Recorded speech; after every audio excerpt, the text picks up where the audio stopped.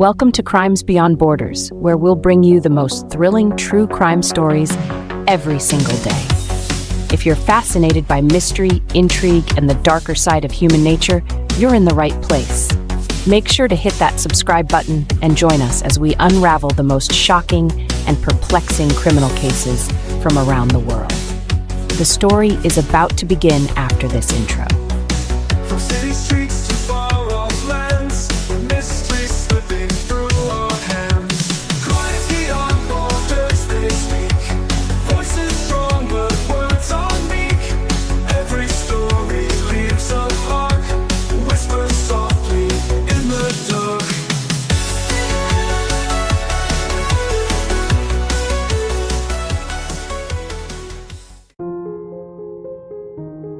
Our stories at first are made for ourselves, to comfort us, to help us sleep, and to learn.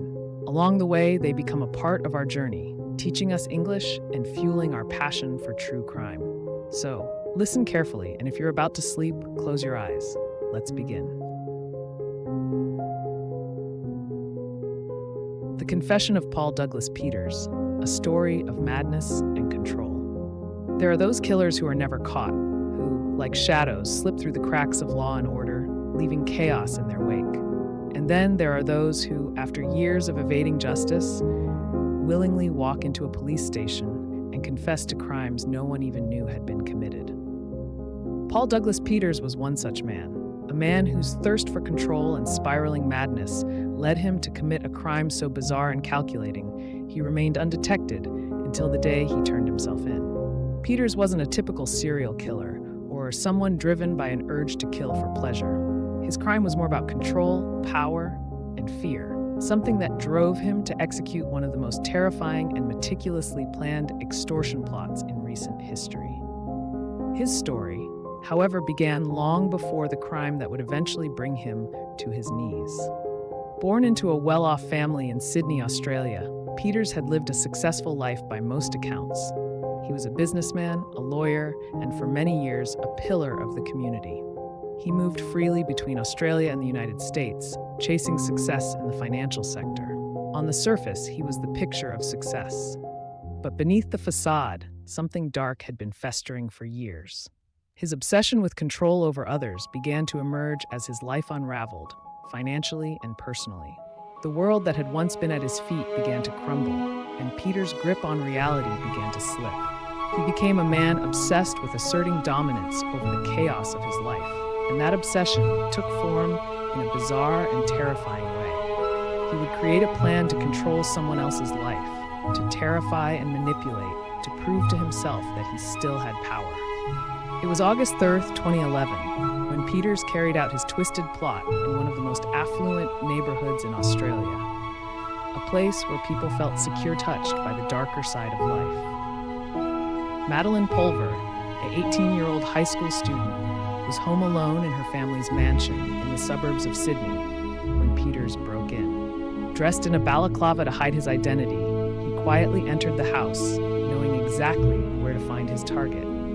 He had chosen her specifically, young, vulnerable, and living in a wealthy family that he could extort. He found Madeline in her bedroom, frozen in shock as he approached. Before she could fully register what was happening, Peters walked toward her, carrying a black box that looked ominously like a bomb. He placed it around her neck, an intricate, terrifying device with wires and a complex-looking lock. He handed her a note, filled with demands for money and cryptic warnings, and left her there with the threat that the bomb would detonate if she didn't comply. The note claimed to be from someone else, a criminal mastermind. Peters had crafted an elaborate backstory to make it seem like this was part of a larger, organized scheme. The letter demanded millions of dollars in ransom, and he left Madeline alone, terrified, believing her life was hanging by a thread. Her family would be forced to comply with his demands, believing that any wrong move could lead to her death. For 10 agonizing hours, Madeline remained trapped, too terrified to move, while bomb disposal experts, police, and her family worked frantically to figure out what was around her neck. They eventually determined that the device wasn't a bomb at all. It was an elaborate hoax designed to terrorize and control. But by the time they removed the device and freed Madeline, Peters was already gone. He had fled the scene, leaving no trace behind. The police were baffled by the complexity of the crime. There were few clues, no fingerprints, no identifiable evidence. And for a while, it seemed as though Peters had committed the perfect crime. But he hadn't anticipated one thing: the nagging voice inside his head that drove him to confess. For weeks, Peters remained in hiding. He had fled to the United States, bouncing between hotels and using false identities to stay off the radar. But the thrill of the crime, the control he had exerted over his victim, began to wane. The adrenaline rush that had fueled him during the planning and execution of the plot started to fade. And in its place, there was something else: an emptiness. A growing sense that he hadn't won after all. Peters had believed that the perfect crime would give him the ultimate satisfaction, the ultimate proof of his power. But instead, he found himself trapped in his own web of lies and fear. He couldn't stop thinking about the look on Madeline's face, the terror in her eyes. It wasn't guilt exactly. It was something different. A realization that despite all his careful planning, he had lost control of the situation, of himself. So, on August 15, 2011, just 12 days after the incident, Paul Douglas Peters walked into a police station in Louisville, Kentucky, and turned himself in. He sat down in the interrogation room, calm, composed, and ready to tell his story. And tell it, he did. He confessed to everything. To the planning, the execution, the psychological torment he had inflicted on a teenage girl who had done nothing to him. Peters told the police that his crime wasn't about the money. It had never been about the ransom he demanded. It was about the power. It was about seeing if he could do it, if he could pull off the perfect act of control and walk away untouched. But what he hadn't anticipated was the crushing weight of reality that followed. The high he had been chasing, the feeling of invincibility, was fleeting. And in its place was the stark realization that he wasn't invincible after all. He had failed, not because he got caught. He hadn't. He could have stayed hidden. He could have vanished. But he had failed because the crime didn't bring him the satisfaction he craved. It didn't fill the void inside him.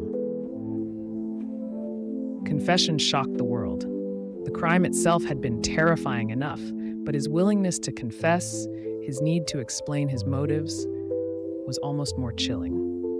In his interviews with police, he described the meticulous planning, the way he had chosen his victim, the way he had crafted the device to look real, even though it wasn't.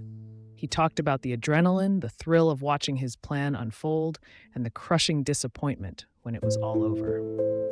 When he was extradited back to Australia to face trial, Peters sat in court, stoic and expressionless, as the details of his crime were laid out for the public. There were no outbursts, no signs of remorse. He simply listened, as though he had already come to terms with what he had done. He was sentenced to more than 13 years in prison, and as he was led away, there was no sense of closure, no satisfaction. For Peters, the crime had never been about the money, or even about the victim herself. It had been about control. But what he hadn't realized was that the control he craved would ultimately consume him. He had created a world where he was the puppet master, pulling the strings, but in the end, it was his own obsession with power and control that led him to his downfall. Paul Douglas Peters wasn't caught because of a mistake. He wasn't brought down by evidence or police work.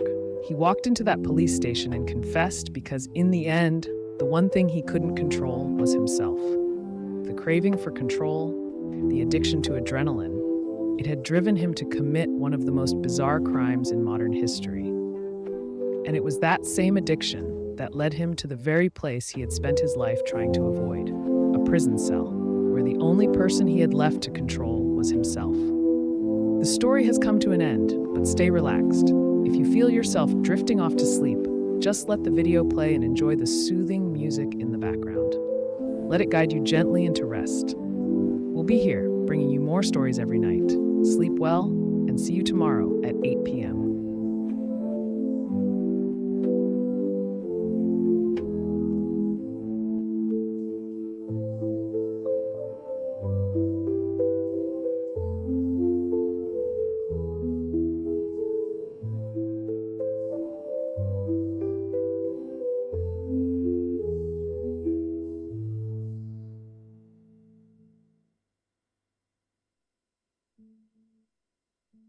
whispers, cities asleep.